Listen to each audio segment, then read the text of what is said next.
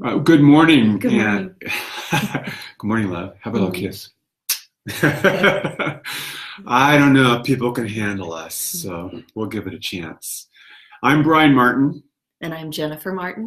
and this is our Real Estate Love broadcast. We're doing it live today. They're all live, and then I'll upload them onto our YouTube channel a little bit later on, so they'll be available there for you also.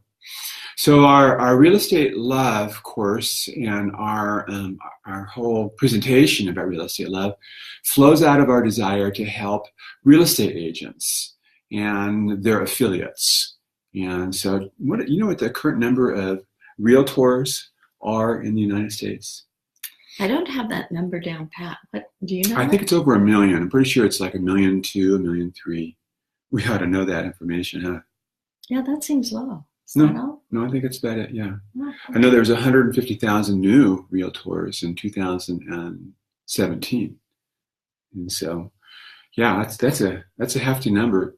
And then of course there are all of the affiliates that we have, and that'd be our lender partners and our escrow partners and people in insurance and everybody else. And one thing we've discovered is that the real estate business can be really, really stressful and take an impact. And the impact can be felt in your body, and it can be felt in your business, and it In can your even home. in your home. That's the biggest thing that we want to talk Yeah. about. It's our hope and our desire that as we share our experience, our own gifts and our skills and our talents and our tools with you, that'll be beneficial for you in your real estate career and give you opportunity to grow. And so our motto for Real Estate Love is to strengthen your home and grow your business. That's a great motto. I know, it's really important. Mhm. And we have a 4 generation real estate business, and it's just I'm watching some of the people that are popping on and want to say Mhm. hello. We have a 4 generation real estate business, and we've learned a lot over the generations. And our business was started with Jennifer's father, Jack Chamberlain, many years ago. Many years Many ago, years ago.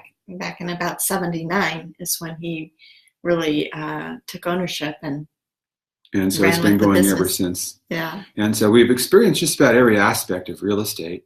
But I think what we're really experts at, both Jennifer and I, is being able to negotiate it so that our family life has been really, really solid. And you know, Jennifer and I have been married a long time, right? Right. We won't tell you how long. Well, why not? 44 years. 44 years. Well, and I like to say that longevity is a really great thing, you know, but what's more important is the emotional connection that you maintain over the period of time. And I got to tell you, I feel really connected emotionally to Jennifer, and we work at it though. We do things together, and Well, it hasn't come easy. no, It is work, but when you put two people in a house who have two totally different growing up life experiences and say, okay, you're a couple now, move forward, it can be scary. yeah, It can be daunting sometimes. yeah. So over the years, we've been able to identify what our gifts, our skills, our talents, and our tools are. And one of the things that we want to do today to help you is introduce you to the model that we use to function as a family and as a business, and to maybe that will help you to grow your family and your business also. You know, Brian, when you came up with the model and shared it with me and we started really owning it and realizing it, I think the biggest thing for me was that I realized that you weren't my adversary. And so that's one of the things that I hope to share with people is as we go through this model that that we're not adversaries. We're in this together. So that was huge for me. And I had a fundamental flaw in my thinking about the relationship, because even though I wasn't aware that I had this belief, it was like I was the man, and so I needed to take over and be in control. And it was a struggle with the life you had. Yeah, I know. Well, it took me 20 years to figure out that you had amazing gifts, you have amazing talent, you have amazing skill, and you have tools that you use in your life. And frankly, you didn't need me to be successful in life and in business. And I thought, oh, well, I don't need to try to correct her or restrain her or refocus her or to change her. I need to learn from her. I think that's what we do well, is we learn from each other. We really do. Yeah. We do. So we want to share with you now the model, the home model. And so I'm going to do some drawing. I said, can you want to see how can you, there's a little advertisement from Office Max. They're not sponsors, are they? No. All right, so there's nothing there. But let me show you the home model real quick. And this is the model that really changed the way I looked at our relationship. Yeah. And so I'm hoping that you'll enjoy this model also. All right, so there's the beginning of it. It's your home is like that circle. It's like a basketball that is precariously mounted on this fulcrum right here, right there. Now, what this does is it tries to maintain balancing. Should we tell them about balance? Yes. Yeah. All right. You want to tell them? You want me to tell them? I want you to. All right. There is no such thing as balance in life.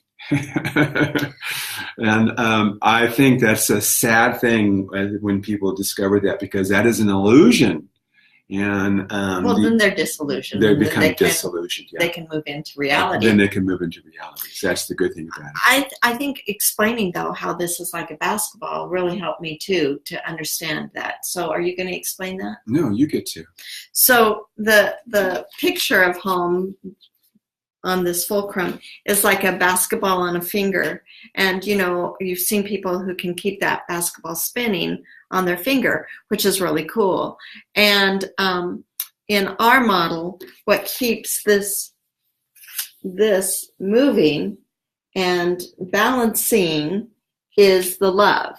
And the love is the pressure, or the, not the pressure, the spin that creates a spin. Yeah. So you're a good student. Yeah. Well, let me show you a picture of what it might look like, the people who live in this home. And so I'm going to draw it here, and I'm going to show you, and then we're all going to be really happy campers. All right, so that is the people who live in this particular home that is balancing precariously on that particular point like a basketball.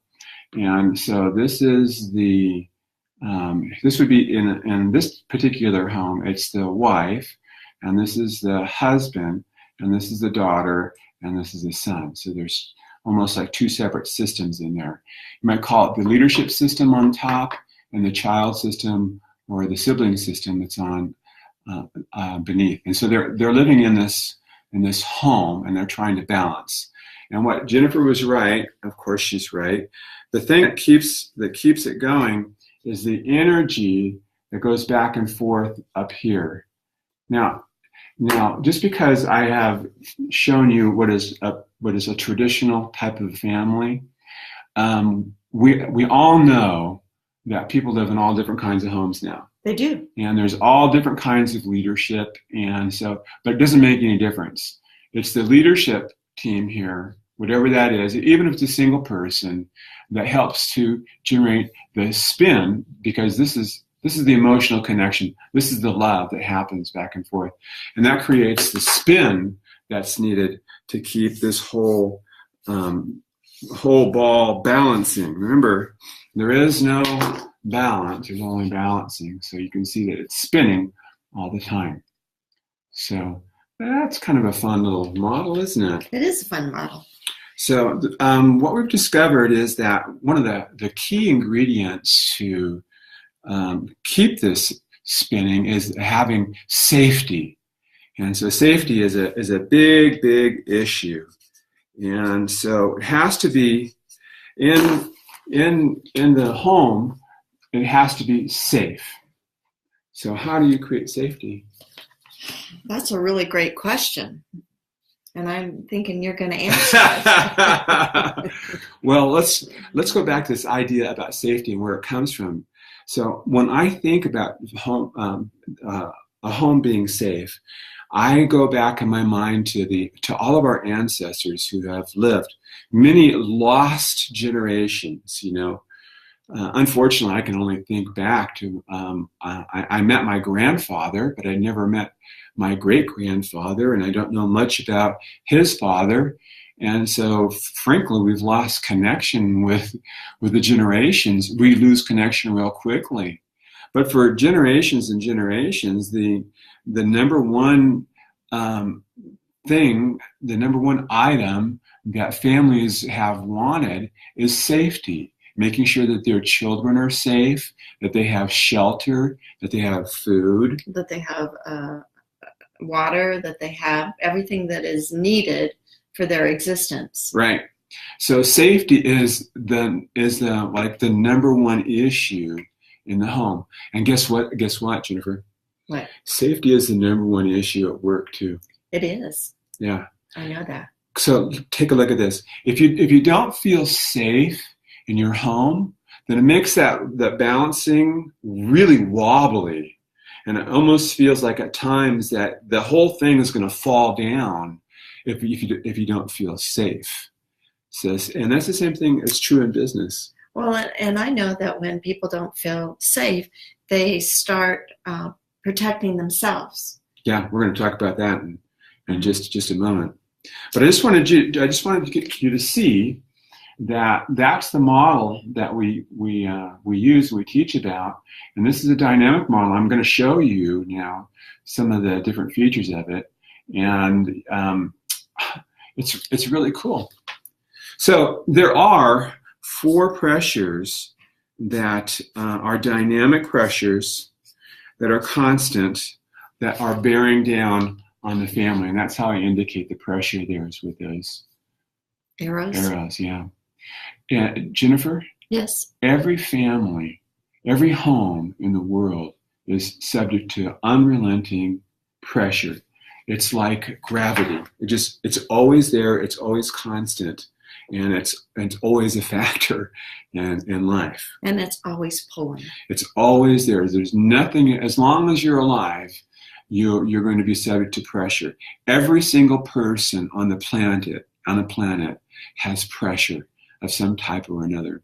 And I've been able to identify there are 4 pressures that are universal pressures that everybody experiences. Now here, I'm going to tell you something, and this is a real radical thought, but I'm going to tell you anyway. There are only 4 pressures in the world that you experience. Now, isn't that funny? That is, and that is a radical thought. It is, because the pressure is constant, but there are only 4 pressures. And here's something else that I think is important for everybody to know. Each human being is competent enough to deal with all the pressures. Wow. I know. That's pretty cool. Yeah, and it depends on your orientation, because I have a real strong faith orientation.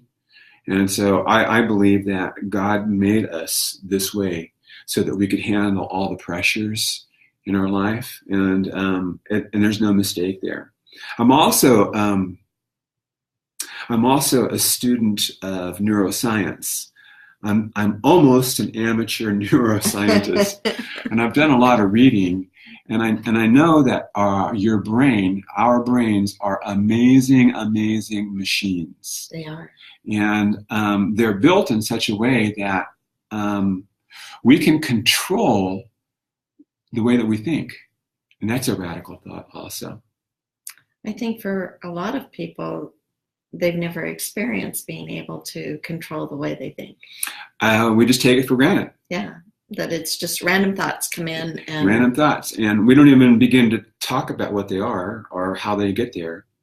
But what we do have with our magnificent human brain is the power to create and to solve problems and to plan for the future and to tackle the difficult aspects of life. And that is a beautiful way to think about the world, that you and I, all of us, have this wonderful and beautiful ability to create and to solve and to plan even intricate details of life. And we can use those to enhance our home and our business. Absolutely. So, okay, do you know what the first pressure is that we're going to talk about today? I bet it's money. Finances. Yeah, you knew that, didn't you? Uh-huh. So there it is. Woo! There's the money part. And the financial part is always a pressure. Yeah. Hey, do you think that Bill and Melinda Gates experience financial pressure? I do. I do. I think they do. What kind of pressure do you think they have? Well, I think it's, one, I think they still want to make more money Uh-huh. because of their philanthropic view of life. Uh-huh. And so there's the pressure of making sure that their money is making money. Uh-huh. And then I think there's also the pressure, which would be a big pressure, of making sure that whatever they do with their money is being done, that they're giving it to places that will do the greatest good for those that it touches. And I think that's a big pressure. Yeah, I can imagine that if you're trying to create ways to save people's lives with interventions, and you know that takes a lot of money, then you might lay awake at night every once in a while thinking about what's the best way to use that money, what's the best way to focus it, how can we save the most lives? Well, and I think sometimes when you've given money and you don't see the fruit of that's a pressure. Okay, what could we have done better? What were we missing? What do we need to look into to make sure that the money that we're putting towards this project is truly affecting people? So let's go to the other end of the spectrum. So what are most people on the planet, what are their thoughts about money? Just if I can get through another day. It's survival, isn't it? It is survival. It's survival. And so we're concerned about some very, very basic items, and we're thinking about our financial welfare. What are those basic items? Well, our shelter. Our shelter, number one. It hasn't changed. It hasn't changed in thousands and thousands and thousands of years. People have always needed shelter of one kind or another. And we've needed what else? Food. Food. And what else do we need? Just our basic living. Yeah, basically. And all that has to do with our material resources, our money. Our money. Right. Uh-huh. Now, do you think that people who don't have money or don't have enough money feel the pressure? Well, you know they do. You know they do. Like some of our agents. One of our goals in our office is to have 80% of our agents in production. That's an auspicious goal because in most real estate firms, it's only like 30%. Well, it's actually a little bit less. Is it really? What is it? Yeah, it's between 20 and 30. Between 20 and 30? Uh-huh. So if only between 20 and 30 of the agents in the office are productive, then how are the other 80% living? Well, and it's scary because a lot of them are single income families. Yeah. And so you know that if they're not closing an escrow every month, that there's financial pressure. It's the best way to say it. And so do you think they lay awake at night wondering how they're going to make ends meet? Well, yes. Yeah, and I think know so. We've laid awake. We've too, yeah. You know, I remember when we got foreclosure notice. Yeah. And we had no idea of how we were going to pull ourselves through that. Yeah. That was awful. It was horrible. Yeah. So I've just illustrated for you the spectrum about the pressure that money has on people. And there are two fundamental responses to money. One is the survival mode, which we just described, And the other mode is the philanthropy mode, which we also described. Yeah. And so our goal for you is that you become a philanthropist and that you don't worry so much about survival. And the real estate business is one of the best businesses in the world to generate large amounts of income, to not only to sustain your family, but so that you can become a Bill Gates, Warren Buffett-like philanthropist who is engaged in not worrying so much about paying the rent, but worrying more about helping people around the world. So I really like the saying, money is good for the good money does. And I think that's one of the things that also inspires me, is because I want to do good with money. I want to, not just for my family, but for all of those whose lives I cross and touch. I want to be able to do good with money.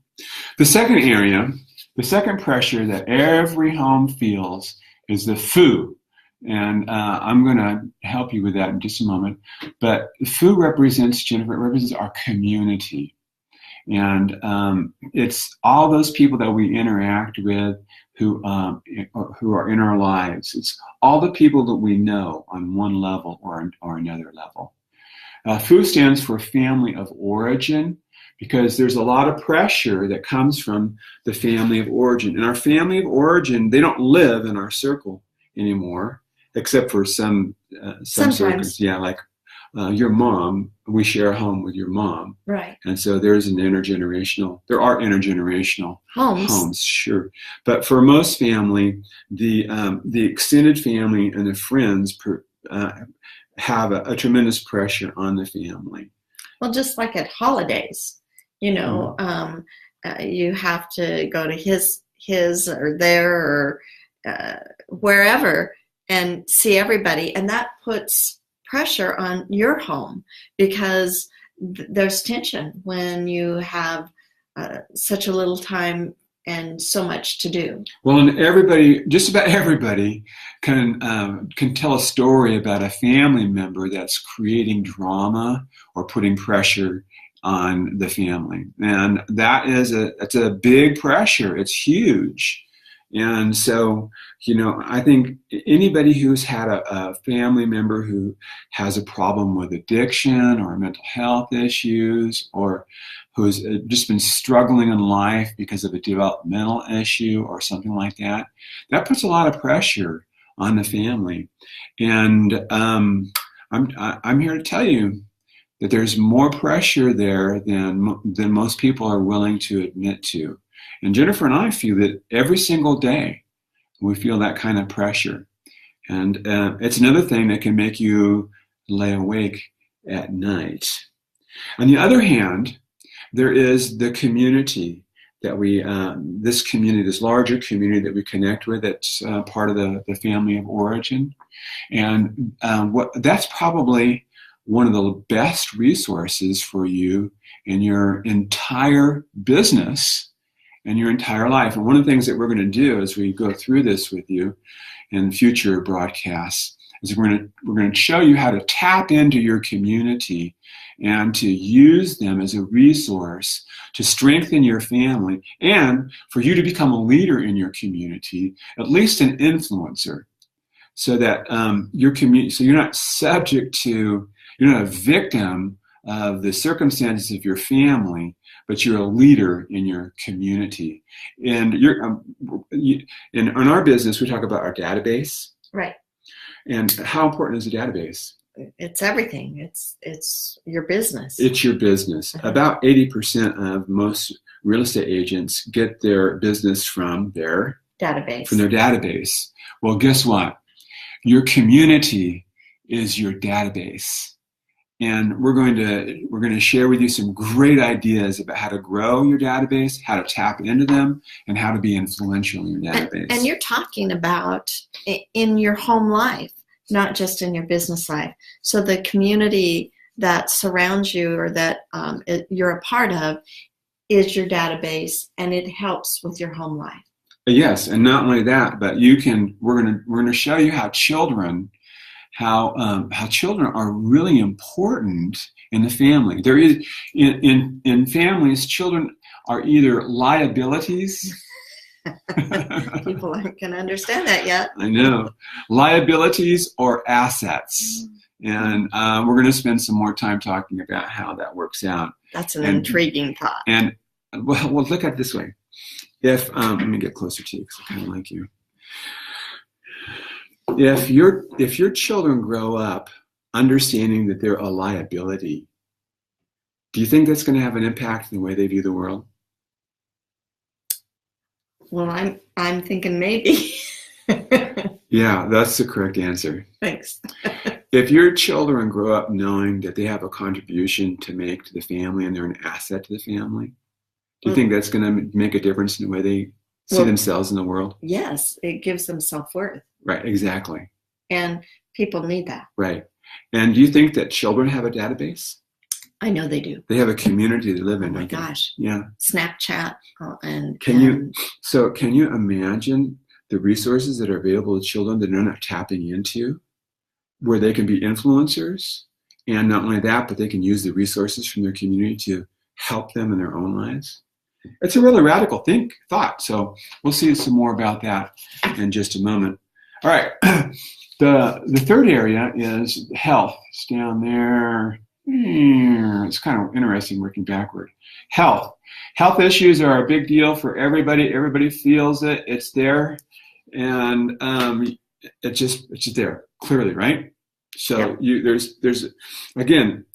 There's all sorts of issues around health. Yeah. It can be health in the family, in the home. Uh-huh. It can be health of people outside who are part of your family of origin or your friends that affect and put pressure on you. Yeah. It can be, again, yourself or someone else. Right. Do you know of anybody who's ever had a child who's had cancer before? Yes. I know. Is that a huge pressure? It's a huge pressure. Do you know anybody who's ever had diabetes or heart disease? Yes, personally. Yeah, I know. And isn't that it's a tremendous pressure, isn't it? Right. Or how about a severe accident that has I know, yeah. The whole family. The whole family. We've had that happen. We did. And twice. And it's just awful. And so there's a dialectic here. There's two approaches to health. You can either be a victim of your health circumstances, or you can experience dynamic growth and in your health. You can be a fitness guru. You can be a spokesperson for health. You can be the epitome of health in your family, and so that's a huge factor for you. Do you have any more health stories? I think that the ones that come to my mind are usually the more negative, and yet I look at in our office right now, I see someone who has influenced people in a healthy way, and that's Sally, in that she looked into Whole30, she did it herself, she never pushed it on anyone, she encouraged, and now her example has created a ripple effect in our community. And so that to me is a positive example, health example. Yeah. Well, if you're a realtor, if you're a real estate agent, and your health isn't good, is that going to impact your family? It's totally going to impact your family. So health is a major issue, and we're going to spend some time talking about that also. And then the last thing we're going to talk about today is culture. And culture is a huge factor that people don't even realize. I really enjoy teaching about culture because it's invisible, and it can be the most insidious pressure on you because your culture will help. Well, the culture will define how you view yourself in the world, and it's amazing. Well, and I think oftentimes between couples, it's not understood. No, it's not understood in general. In general, but in couples. So I think of you and I when we started our home together.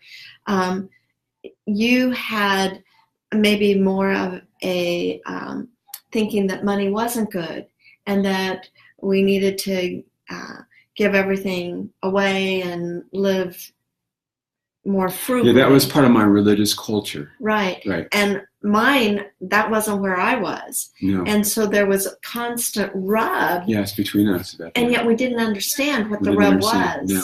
And so it took us years to discover that it was basically we were coming from different cultural viewpoints. Yeah, right. And we had to re-look at that and decide what viewpoint, what culture did we want to adapt to. So you can either be a culture broker or you can be a victim of culture. And so we want you to be a culture broker, and we're going to teach you how to do that. Okay, so that is our model. The next time when we speak, we're going to be talking to you about what the pressure does to the inside here and how you can deal with it, because it's a powerful model, and there's tools to help you so that you can keep balancing and feel safe in your home. I'm Brian Martin. And I'm Jennifer Martin. And our program is Real Estate Love, and you can contact us, I guess, at my website, which at my email, which is Brian Lee Martin @gmail.com, BryanLeeMartin @gmail.com, or you can, if you're going to use Facebook, you can direct message me, and this is going to be posted here for a while, and I'll be on YouTube as well. I hope you had a good time watching. We had a good time presenting. We did. And we'll talk with you real soon. Bye-bye. Bye-bye.